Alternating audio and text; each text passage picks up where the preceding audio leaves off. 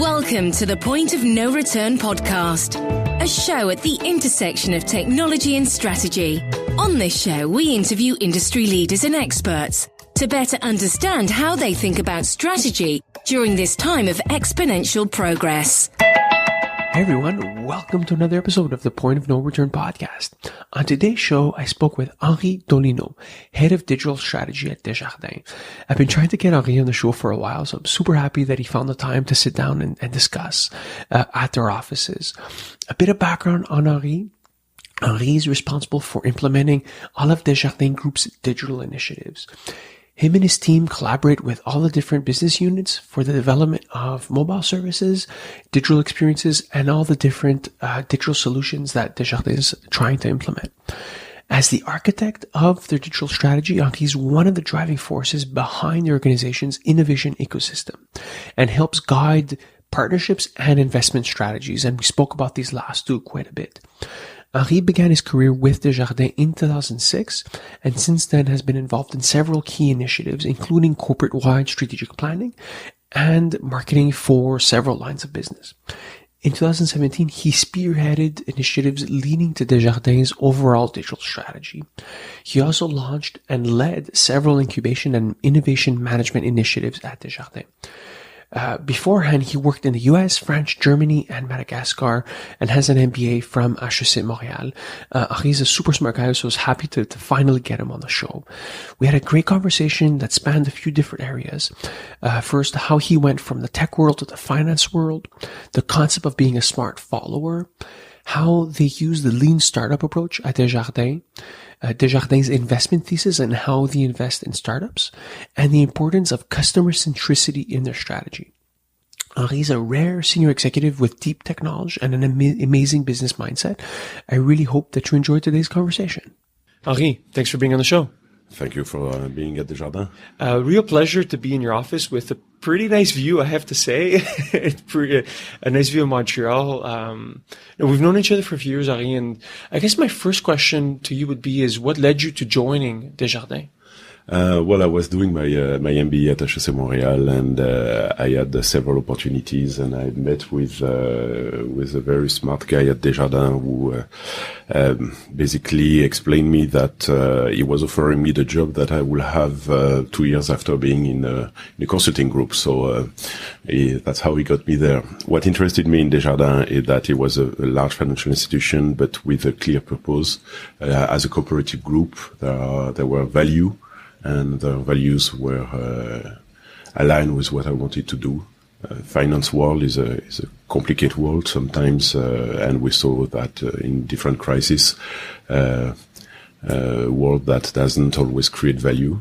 And I think that Desjardins is one of those organizations that actually does. So I feel comfortable with that group. That's pretty inspiring. Yeah, there's not too many companies that hold values importantly. Mm-hmm. And I find that you also sit at an intersection of trying to change the old and bring in the new, with everything that's new technologies. How has your past helped you achieve that at Desjardins or in the process of achieving it? Well, I had basically two parts in my career. The first 10 years were very technical. I was involved in what we called at that time the new technology of information. So I was one of the first one, I guess, to be very in deep technology and in deep with understanding of like the web and how the web was changing the business models, because I was part of that teams that were developing e-commerce very early on. But also, I started at a time where, we had to invent the technology to do e-business, but we also had to invent the business model. And as a techno guy at that time, you were very involved with the business model side. And it was more and more interesting. So after about 10 years, I decided to do my MBA because I wanted to have that toolbox of business from the business side. I did an MBA with strong in finance and marketing and strategy. And I I decided then to apply this more on the strategy side. And I was lucky to find at Desjardins actually a role where it was like building the e-business team, building the e-business processes, building the e-business front-facing application for the customer. And that was a bit of a mix where the techno guy was helping the strategy guy doing a better business. So you came in a bit of a, maybe it's not the right word, but a bit of a black sheep. You're a bit different in the sense that you're a tech guy coming in and working in the finance world. Yes. At the beginning, what was the biggest challenge, or maybe what was the biggest challenge that you weren't expecting, right? Because I imagine that you came in, you're like, okay, what's going to be a big company? There's going to be obviously challenges, change management. What was the biggest challenge that you didn't necessarily foresee? The biggest challenge at Desjardins at that time and Desjardins General Insurance was that Desjardins General Insurance was extremely successful. And it's much harder to change an organization that's very successful than one that is feeling the pressure. And in 2006, when I joined Desjardins General Insurance, the market was not as it is today. There was no such external pressure to change. Hopefully there was a few very smart people in that organization that was seeing the premises of the changes, and I was lucky to have them helping me to change inside the organization. And at the executive level, we had a few people that were believing that it will not be the same 10 years from then, and they were actually very right when we look 10 years after. But they were able to, and we were able to find a way where the digital space were helping and were not in confrontation with the rest of the organization. And I think that's a very strong key for the success factor for the future. Yeah, this is a very good point. I want to come back to it because I think there's some very interesting programs that you guys have done, like Ajusto or Up and Bang, that I think are pretty cutting edge. But maybe to talk a bit about your role at Desjardins, what is it today? What are your main responsibilities? So they have evolved a lot. I was lately very involved with the digital strategy. And once we basically delivered the digital strategy, a few of us, my boss and I, we were asked to say, okay, let's do it now. So now I'm more involved in delivering the new transactional website, the new transactional apps to actually make it happen, that digital transformation. But when we talk about digital transformation, we don't talk only about the digital channels. Digital transformation is much more than that. And I will say, first and foremost, the usage of the data. So how you can leverage all the data that you have or that you need to have to deliver a better service, to take better decisions. It's, yes, the digital channels. It's also how you can improve your internal process. What's changed internally? Automatization is the easy one, but there is a lot of place where within your processes you can leverage the data to take better decision and to streamline your processes. And so all the three ones, when you look at data, channels, and processes, are basically doing the same better. And I would add there is a fourth one, and even for organizations like us, where we also need to tackle the digital space to do new things that we were not able to do. And you were talking about Ajusto, and Ajusto for me is one of those examples. Ajusto, the purpose of Ajusto is to help you to drive better. And that's not something we could have done before. We could not have somebody paid sitting on your passenger seat and basically giving you advice. That wouldn't have made sense. You wouldn't have liked this anyway. But with the digital, with that relationship that you have with your mobile, that trust that you have with your mobile, there is this opportunity to say, okay, it's not somebody watching me. It's something digital that is actually helping me. And when you build that within a business model that is bringing value for the members or for the customer, then you have actually somebody that is willing to use a new business model. And this business model is actually an interesting one because you're helping the driver to drive better. When he's driving better, he's driving safer. When he's driving safer, he has less accident, which is then less loss ratio, and then you're able to bring him a premium, an insurance premium that's lower. So there is a very positive cycle that you can build within that, and that's where the digital space is extremely interesting. Is how can we tackle that digital space to build business model that bring added value to our members. So Henri, you said a few interesting things. I want to go back to the notion of digital transformation, right? So you said it's a question about bringing value to the customer, thinking about digital channels, but more importantly, internal processes married with data. And then you spoke about the projects that you guys have done, like Ajusto and others that are tied to business model. What I'd be curious to understand is what is the framework you guys use to decide on a project? Because I imagine there's no shortage of good ideas that come up. So how do you decide on what will be a quote unquote digital project that's value add, that's worth investing? And I'd like to understand how you guys think about it strategically. So we actually have defined very early on where we want to be a smart follower, where we want to be a leader, and what are the fields we want to explore. So within our strategic plan, we have a clear view of where the digital space is fitting, and we don't do digital for digital, and that's not the purpose. So we have for us, we have a very clear mission toward our members and also toward our communities, and it's how we fit the digital space within that. So there are several areas where we decided here we want to be smart followers. And when you are smart followers, what you do is you actually take the good ideas that are out there and you apply them to your model, you streamline, you adapt, you make it better, and that's it. And that's good. Okay. Doesn't mean that you do it stupidly. It doesn't mean that you do it without adapting it to your business. But you basically, that's not where you want to distinguish yourself and, have a unique selling proposition on the market. Then there are several areas and that's business areas where we say, okay, there's a lot of change. There's a lot of opportunities. There are definitely opportunities to do a better job for our members. Think, for example, the payment space, or the insurance space. So the Ajusto as well. So we have decided that in those markets, we want to, bring an added value where we can build a new relationship with the member. And, so we decided that then within those space, the team will bring new ideas or will bring new opportunities. And then you have for our strategic teams, we have several strategic teams within the organization that basically will decide which one to test and which one. More importantly, that to test one idea is to build an organization that is able to handle those ideas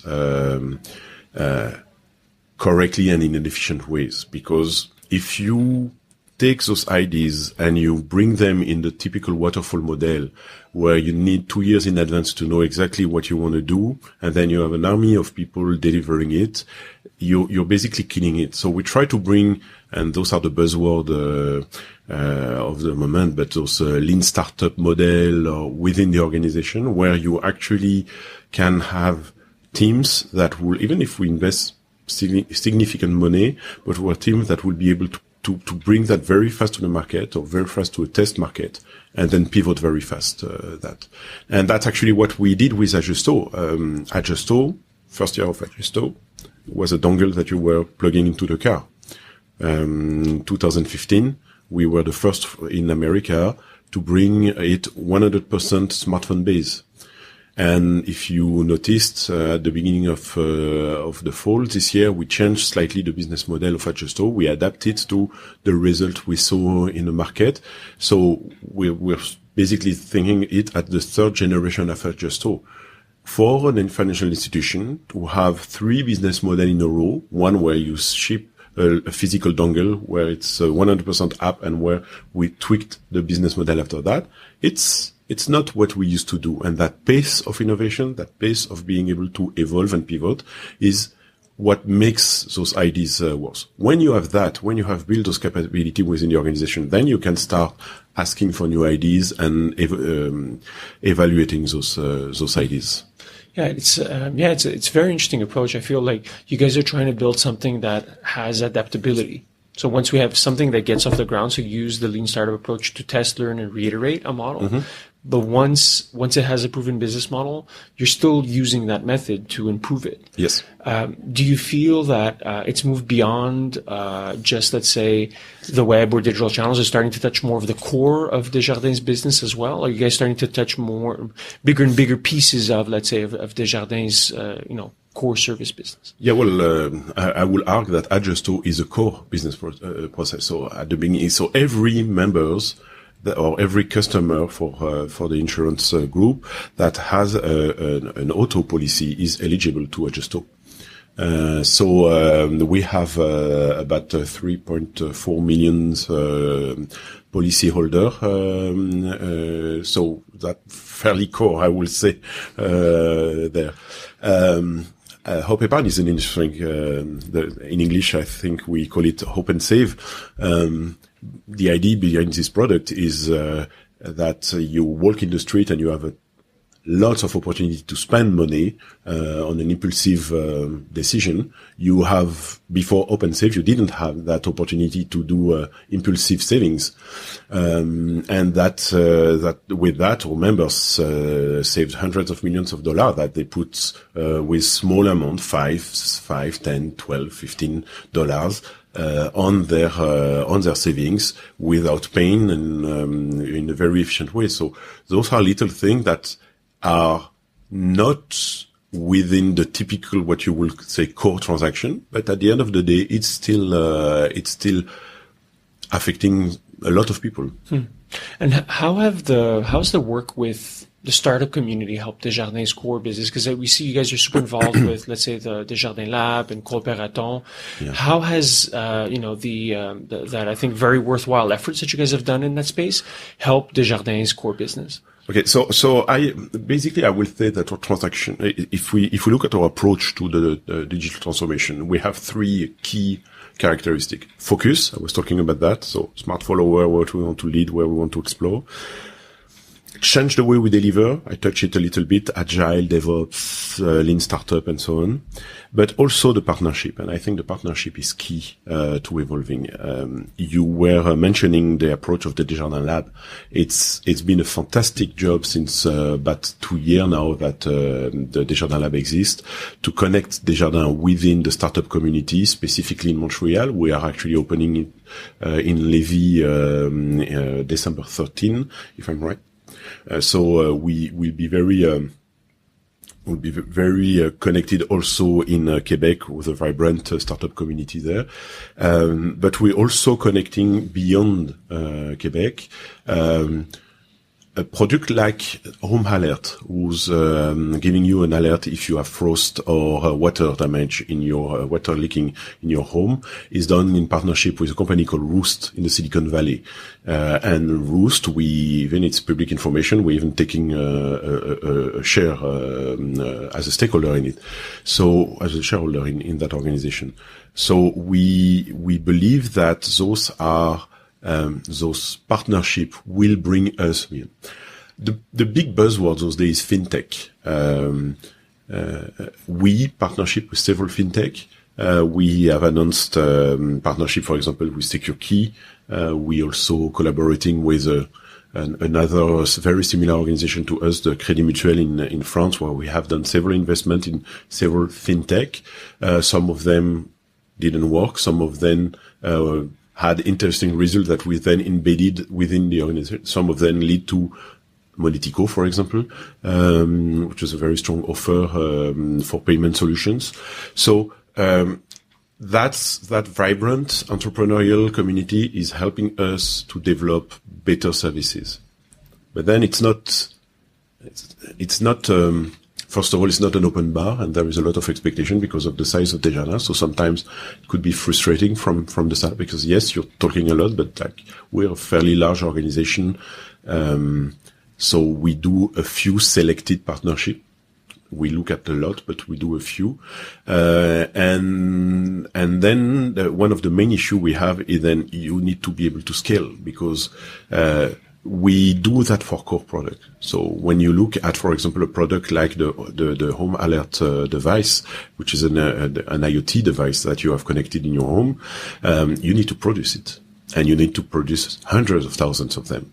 And so it's not because you have an idea as a fintech in that it's easy to scale for an organization like Desjardins, that with the quality, with the rhythm, the pace of scaling that we need. So yeah,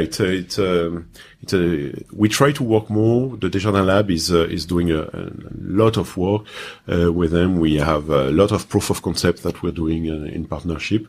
Some of them will translate into actual interesting large-scale operations. Yeah, that's interesting. And how do you guys decide on potentially investing in startups? Is that something is it almost happenstance, or is it becoming a bigger focus since there's, let's say, a lot more of them out there in the market? So it's definitely a bigger focus. And we announced in October a fintech fund that we do collectively with the Caisse des Dépôts. So we definitely want to invest in this space. Why? First of all, because we believe that this is a strong source of innovation. Secondly, because fintech are not just a threat. Okay, some of them want to eat the world, and that's okay, but they also are looking for partnership, and because we have a strong market position, and they want to access to this market position. So they actually more and more in a collaborative way. And the third one, and I think that's very important for Desjardins, is we also want that those fintechs, those head office stays in Montreal, stays in Quebec, stays within the Quebec geography. We want to have high quality jobs in our market, and we believe that as an agent to build a strong social and reliable economy, we have a role to play there. Yeah, it makes sense, and also makes more Desjardins customers, right? Which is a great thing. If you keep jobs here, I think it's good for the economy. It's also good for Desjardins. Yes, Desjardins is there for its members, so a good economy is good for our members. When you look at, let's say, your current priorities, how do you decide in a given year what to work on? What's important? Well, we have first of all, we have a strategic planning cycle. We just delivered it in September to our board. And we try to keep it very simple. One ambition, a few axes where we want to do, and a few, I would say 12 high priorities which we are working on. And I will say that the second part of it is the budgeting for the investment. You will understand that we invest several hundreds of millions of dollars every year in projects and initiatives. Not all of them digital. Compliance, financial system, and so on are also part of what we do and needs to be done. But within the digital space, we have I would say we have a group of vice president that's been saying, so what are we aiming with the digital? What is our target or business target for 2020? What do we want to achieve in 2020? And then we allocate the funds toward the projects that are aligned with building what's there. Again, the way we did the focus, where we want to be a smart follower, where we want to be leaders and where we want to explore, give us how much we will allocate for that. We don't allocate hundreds of thousands of millions of dollars, for exploration. That wouldn't make sense. We don't allocate nothing either. So that's the way we do it. And we have this group of vice presidents that is actually currently meeting, and we'll decide for 2018 where are the priorities and what are the priorities to be funded. Mm-hmm. It's a fairly consensual process, and I would say it's more and more integrated toward an integrated offer for the members. So where we basically fund strong manufacturers that are building strong product, but also a strong distributor that is distributing an increasingly integrated offer. Yeah, it's very interesting. I like how you guys are using strategic planning methodology to come up with these three buckets and then allocating funds accordingly. How do you decide, let's say there's a major shift in the market, how do you decide to shift gears, let's say in a mid-strategic planning cycle?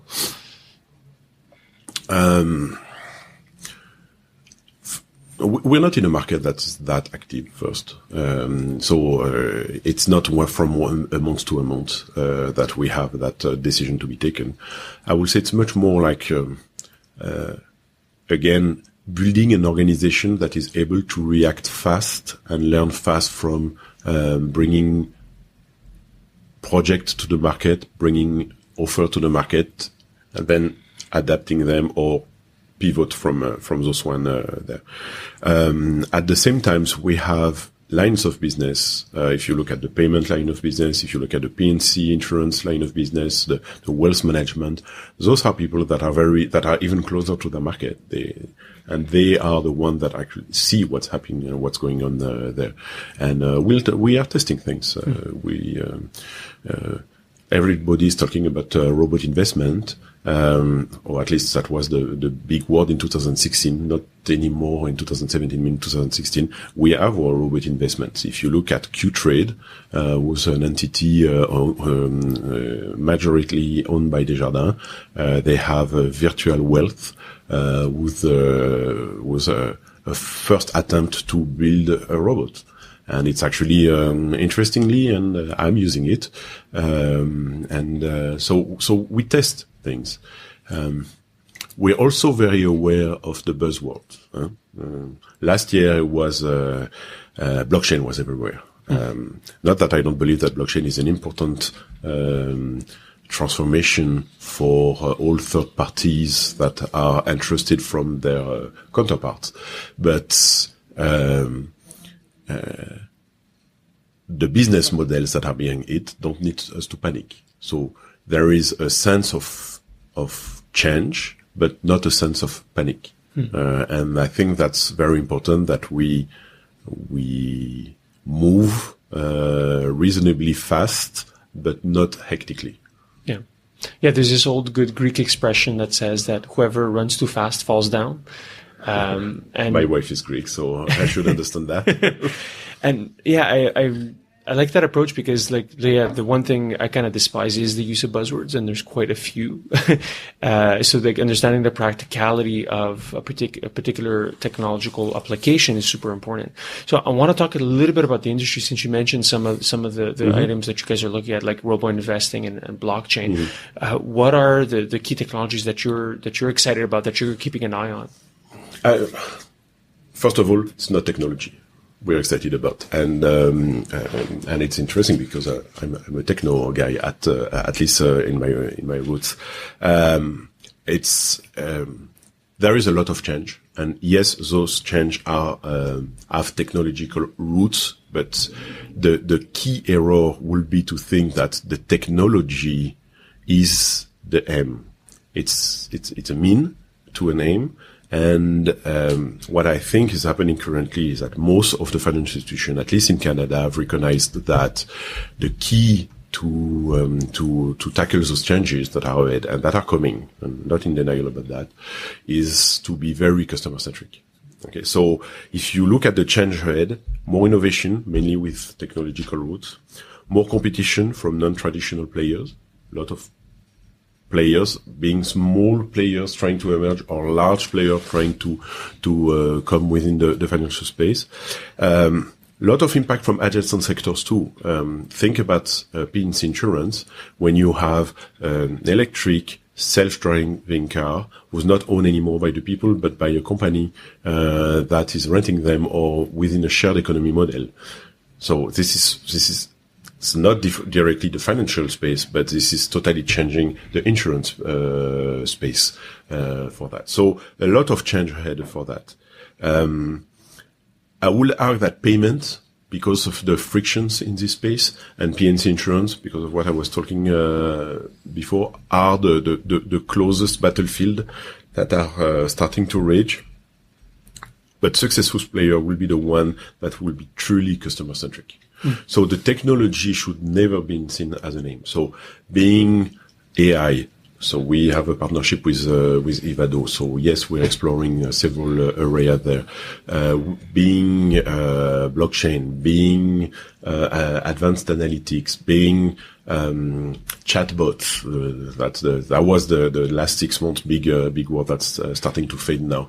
So being thus, yes, they will change when they're used wisely to support the 4 pillars of the digital transformation I was talking about: the data, the digital channels, your internal processes, and innovation to bring new business model to them, to your customer or to your members.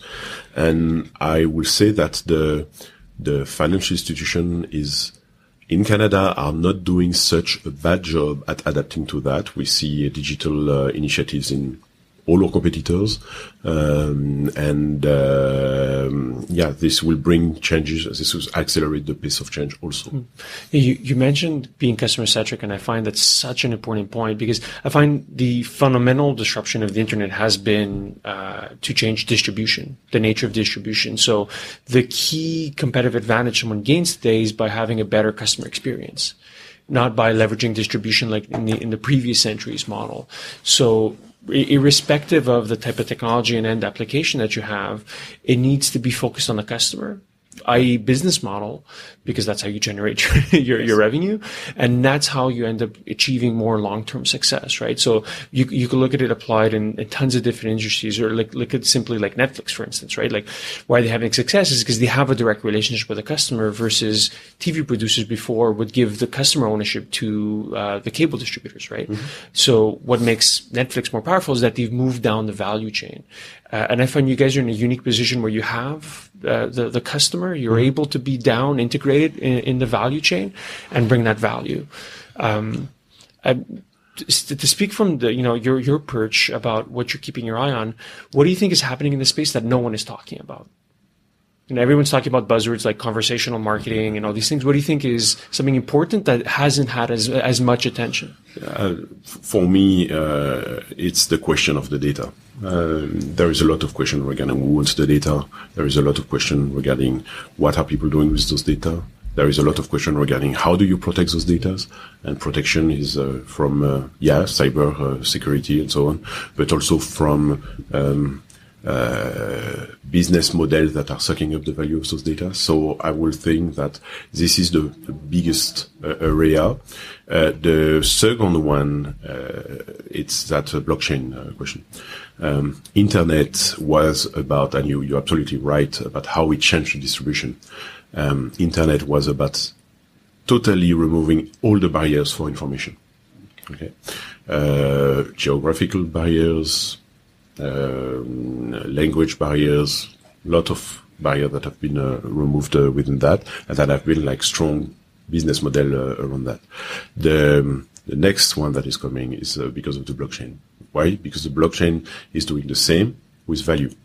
So you're removing the barriers to move values from point A to point B. Again, geographical